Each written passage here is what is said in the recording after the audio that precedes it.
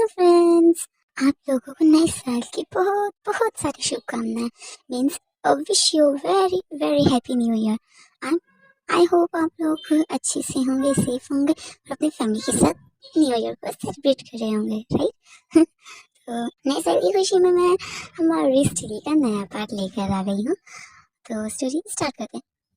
wait. Story start करने से पहले I want to ask you something that कि मेरी दीदी जो भी स्टोरी मेरी सिस्टर जो भी स्टोरी बना रही थी वो arrange marriage to one romantic सी हो, मुझे उसकी स्टोरी अच्छी नहीं लगी। तो आप लोग बताओ कि उसकी स्टोरी आपको कैसी लग रही है और मैं उसको कंटिन्यू करूँ कि नहीं, क्योंकि मेरे को तो अच्छी नहीं लग रही है। तो मैं सोच रही कि मैं उसको ना डिलीट करके एक न्यू स्टोरी बनाऊँ वीमेन कुक की, क्योंकि वी उनको मुझे कुछ खास पसंद आया नहीं दीदी की स्टोरी का। तो आप लोग मुझे यही बताना, ठीक है। तो अब बकवास खत्म करते हैं और जो स्टोरी को आगे बढ़ाते हैं। तो वो जैसे कि हमने लास्ट पार्ट में देखा था, तियोंग जो एक हाउस के अंदर जाता है और वहाँ से उसको महल दिखता है और हमारे यून मिंग को कहा कि हेल्प कर रहे थे खेती वगैरह करने में, फार्मिंग करने में, ठीक। तो तो और हम देखते हैं कि उसमें हमने गोस्ट भी देखी, एक फीमेल और एक मेल, और वो लोग किसी किंग और क्वीन की बात कर रहे थे। तो अब देखते हैं आगे कि वो किसकी बात कर रहे थे और तेयूं कैसे सब तेयूं को कैसे सर लगेगा जब उसको पता चलेगा कि उसके आसपास घोस्ट रह रहे हैं। तो चलिए स्टोरी को स्टार्ट करते हैं। तेयूं अपने आसपास देखता है तो वहाँ पे उसको कोई नहीं दिखता। फिर तेयूं सोचे कि शायद ये मेरा वहम है, मुझे ना जिमिन और कुकी को ढूंढ लेना चाहिए, वैसे भी हमें अभी जाना है। एकदम भूल गए थे हम, वहाँ से बिल्कुल चला जाता है और इन को ढूंढने लगता है। कुछ देर बाद वो उसे घर के पास वापस आ जाता है, अनजाने में इसी बट उस घर के पास वापस आ जाता है। तो वो देखता है कि उस घर का दरवाज़ा फिर से बंद है, क्योंकि लास्ट जब तियोंग गया था उस घर से तो उसने उसको अच्छे से याद था कि वो दरवाज़ा खुला छोड़ के गया था, बट अब तो दरवाज़ा बंद है। तो तियोंग अपने आप से बोलता है, क्या मैं सच में यहाँ आया था? मुझे लगा कि मैं यहाँ नहीं आया था, लेकिन मैं आया तो था, मैंने दरवाज़ा भी खोला, तो मैं अंदर तक भी गया था। तियोंग ऐसे अपने आप से बातें करता, तभी उसको अपनी शोल्डर पे किसी का हाथ महसूस होता है और वो एकदम से डर जाता है। तभी पीछे से एक आवाज़ आती है, बेबी तुम डर क्यों रहे हो, क्या हुआ? यहाँ क्या कर रहे हो? और जिमी ने कहा था ना जल्दी से आ जाना, हमें जाना भी तो है। इतना वो पसंद ना बोलता है। तभी तियोंग पीछे देखता है कि पीछे और कोई नहीं, जंग को खड़ा था और वो तियोंग को लेने के लिए आया था। वो भी उसको ढूंढ रहा था, इसलिए वो ढूंढते ढूंढते तियोंग को यहाँ पर आ जाता है। तभी तियोंग बोलता है, उफ कुकी तुम हो, मुझे लगा पता नहीं कौन आ गया। वैसे तुम यहाँ क्या कर रहे हो? ओह हाँ, मेरे को याद आया, जिमिन ने कहा था हम लोगों को जाना है, तो चलते हैं। तभी जंगो बोलता है, हाँ ठीक है चलते हैं, बट तुम यहाँ क्या कर रहे हो? वैसे ये घर किसका है? तभी तियोंग बोलता है, पता नहीं किसका है, मैं इसके अंदर भी गया था और मैंने वहाँ पे बहुत सही तस्वीरें देखी, बट सब धुंधली थी, मैं नहीं देख पाया किसकी तस्वीरें थी। तभी जंगो बोलता है, अरे किरिंग बेबी, तुम इस घर में गए थे, तुमको लगता है ये घर खुला भी होगा? इसका दरवाजा देख कर ऐसा लग रहा, पता नहीं कितने सालों से बंद है ये, और तुम कह रहे हो कि तुम इस घर में गए थे। तभी तियोंग बोलता है, ओहो जंगो तुम्हें लगता है मैं झूठ बोल रहा हूँ? मैंने कहा ना मैं गया था, और मैं विश्वास करो मैं सच में गया था। और उस घर में ना एक रूम है जहाँ से ना वो महल बहुत साफ तरीके से दिखता है। तभी तुमको बोल, अच्छा ठीक है, मैं मान रहा हूँ तुम सच बोल रहे हो, पर अभी हमें जाना होगा, जल्दी चलो, वरना जिमिन का पता है ना, वो गुस्से की जल्दी हो जाता है। तभी मुंह बनाते हुए बोलता, अच्छा ठीक है ना, चल रहा हूँ मैं। तुम भी ना जब देखो बस हमेशा मुझे शक ही करते रहते हो, कभी मेरे पे विश्वास नहीं करते। मेरे को तो चला किसी दिन तुमसे ब्रेकअप कर लूंगा। तो उनका इतना कहना था कि जंको को उसको ना बहुत टाइटली उसको ग्रैब कर लेता है उसकी शोल्डर्स को और बोलता है, दोबारा तुमने अगर ये ब्रेकअप जैसी बात मुझसे की ना तो देखना मुझसे बुरा कोई नहीं होगा। तभी त्यों बोला, क्या त्यों? तुमने मुझे त्यों बोला?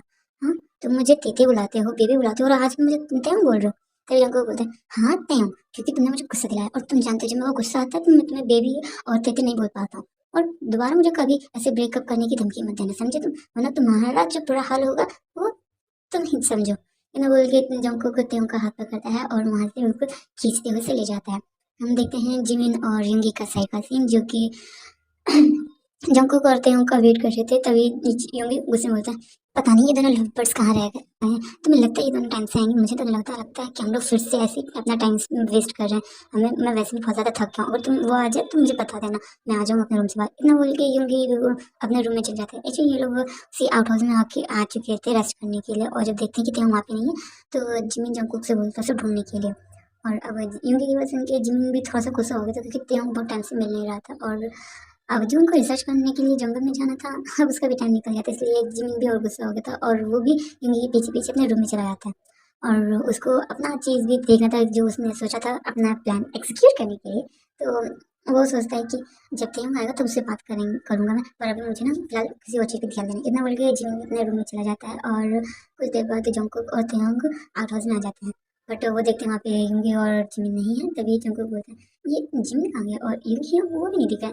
तभी तेयंग बोलता है तुम्हें पता कोई कभी कभी ना मुझे ना ये यूंगी और जिमिन पे थोड़ा थोड़ा शक होने लगता है। तभी जंगकुक बोलता है शक कैसा शक बेबी।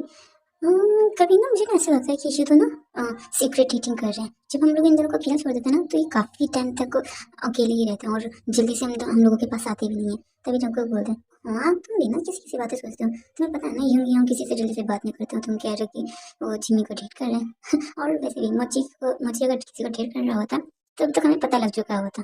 बिना कुछ ज्यादा ही सोचते हो। तभी यूं बोलता है अरे बेबी तुमने कभी देखा नहीं है यंगी यंग की आंखों में कि वो जिमिन को कैसे किस तरीके से देखते हैं। मेरे को तो लगता है कि यंगी यंग जिमिन को पसंद करते हैं। तभी जंग को बोलता है वेल लगता तो मुझे भी यही है but one sided love is not okay. अगर यंगी यंग ने जिमिन को प्रपोज करा और जिमिन भी यंगी यंग को प्यार करता है तो ओके ओके। बट अगर यंगी यंग ने जिमिन को प्रपोज करा और जिम ने उनको रिजेक्ट कर दिया तो यंगी यंग का दिल टूट जाएगा। तो मैं सजेस्ट नहीं करूंगा यंगी यंग को जिमिन को प्रपोज करने की, क्योंकि हम लोग जिमिन को जानते हैं कि वो किसी को भी कैसे इंसल्ट करता है। तुम्हें पता नहीं है कॉलेज में उसको एक बार किसी ने प्रपोज करा तो उसने और जिमिन ने कैसे उसको पूरे कॉलेज के सामने इंसल्ट करा था। तभी ते बोलते मैं भी मुझे भी याद है। क्यों ना हम दोनों इन दोनों को मिलाने की कोशिश करें। तभी जो कोई बोलता है देखो बेबी मैं सजेस्ट नहीं करूंगा कि इन दोनों के बीच में पढ़ने के लिए, बट अगर तुम सब बोल रहे हो तो हम ट्राई कर सकते हैं। बट उससे पहले हमें जिम की फीलिंग्स के बारे में जानना पड़ेगा और उससे भी पहले हमें यूं की फीलिंग्स के बारे में जानना पड़ेगा।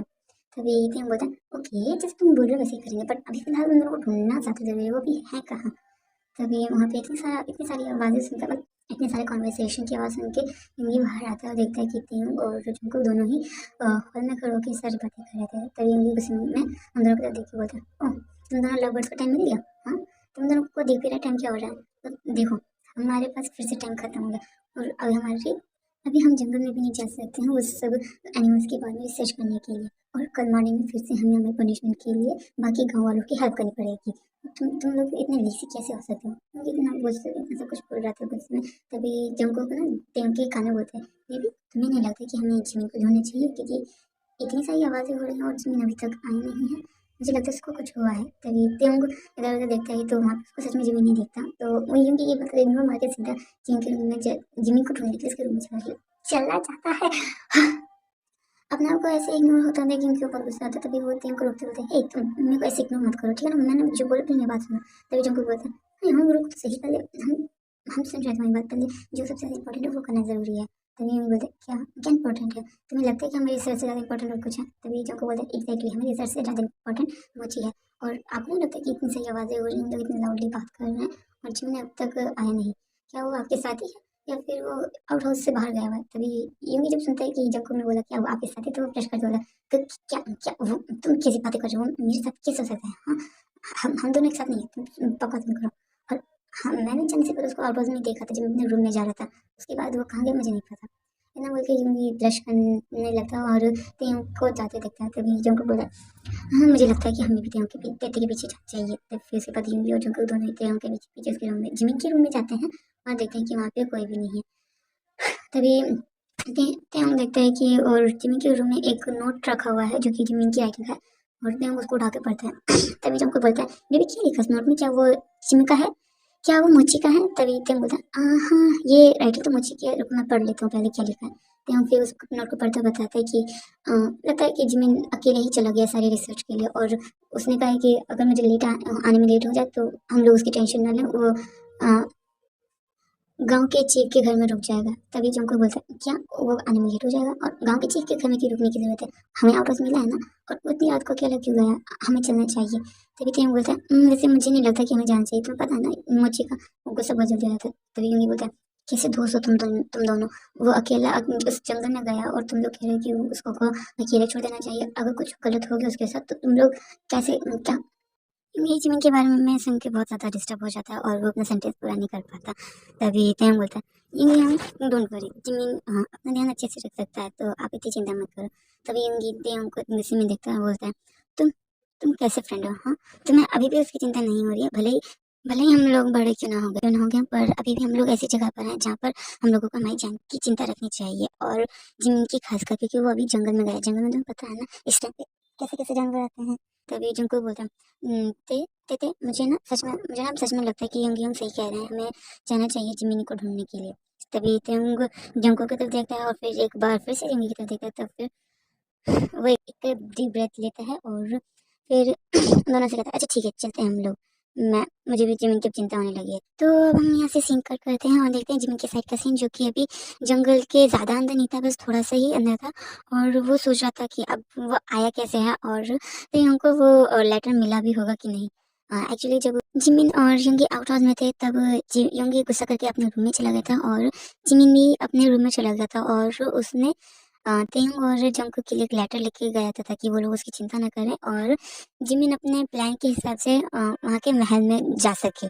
जिमिन यहाँ पे इतना बस सोच ही रहा था तभी उसको वहाँ पे ना एक बर्ड दिखती है जो कि बहुत ज़्यादा ब्यूटीफुल थी। जिमिन उसकी फोटो लेने वाला था तभी वो बर्ड वहाँ से उड़ जाती है। जिमिन उसका पीछा करते करते एक दूसरे ही डायरेक्शन पर आ जाता है जहाँ पे उसको नहीं जाना था। और जैसे ही वो इधर उधर देखता है तो उसको वो बर्ड दिखती तो नहीं, बट उसको ना अपने कंपास में ना कुछ वाइब्रेशन महसूस होने लगती है। तो वो देखता है कि कंपास का जो जो नीडल है वो कुछ ज़्यादा ही डिस्टर्ब हो चुका है। और जब वो उस एरिया को देखते तो बोलता है ये तो महल के आसपास का एरिया नहीं है, ये मैं कहाँ आ गया उस बर्ड को ढूंढते हुए। तभी जिमिन देखता है कि वो जहाँ से आ रहा था उसने वहां पर आने के थोड़े से निशान लगाए थे, जैसे कि जंगल में जाने के लिए उसने पेड़ों पे रेड कलर का कपड़ा बांधा था, छोटे छोटे से रेड कलर के कपड़े बांधे थे ताकि वो वापस जाने का रास्ता ढूंढ सके। और उसने अभी भी ऐसे ही करा था। तो वो जैसे ही जाने वाला था तभी वो देखते है कि वहां से जहाँ पे वो खड़ा था उसके दूसरे एरिया पे एक डिस्टरबेंस जैसा मैग्नेटिक फील्ड जैसा उसको महसूस हो रहा था। बट अभी तो वो इतने जंगल के इतने अंदर आया नहीं था कि उसको मैग्नेटिक फील हो। तभी वो उस एरिया के थोड़ा सा और पास में जाने लगता है। तभी वो सोचता है क्यों ना मैं इस एरिया की कुछ फोटोज ही निकालूं। ऐसे करके वो अपना टैब निकालता है और वहाँ के सैटेलाइट को हैक कर लेता है। एक्चुअली गाइस हमारा जिमिन यहाँ पे छोटा सा एक हैकर है जिसके बारे में सिर्फ जंकुक और तेयोंग को पता है। हिंदी को भी नहीं पता कि जिमिन एक छोटा सा हैकर है। हैकर छोटा सा ही, हैकर तो होते ही हैं बड़े बड़े से। हाँ हमारा जिमिनी एक हैकर है और वो वहाँ की आसपास की सैटेलाइट्स को हैक करके उस जंगल की कुछ फोटोज निकालने लगता है। तभी जिमिन को एक फोटोग्राफ में एक ब्लैक ब्लैक कुछ दिखता है। तभी वो उस एरिया को थोड़ा और जूम करके वहाँ की फोटोज लेता है तो उसको दिखता है कि वो एक ब्लैक केव है जैसे वो मैग्नेटिक फील्ड जैसे महसूस हो रहा है जिमिन को। तभी वो उस एरिया का मैप निकालता है और देखता है कि वो ज़्यादा दूर नहीं है और जिमिन उस एरिया की तरफ जाने लगता है। बिल्कुल ऐसे जैसे वो भी करता है, वो आ रहा था जैसे पेड़ों पे धागे बांधना ताकि वो लोग वहाँ पे जाने का रास्ता ढूंढ सके। जिमिन जैसे जैसे उसे केव के पास से जा रहा था उसे कुछ अजीब सी फीलिंग आई थी, जैसे कि कोई एनर्जी उसको उस गुफा से दूर रखने की कोशिश कर रही हो। बट जिमिन अपनी पूरी कोशिश करता है और उस गुफा के आसपास पहुंच ही जाता है। तभी उसको ऐसा फील होता है कि उसके पीछे कोई है और जैसे ही जिमिन पीछे मुड़ के देखता है उसके फेस पे एक जोरदार मुक्का लैंड होता है।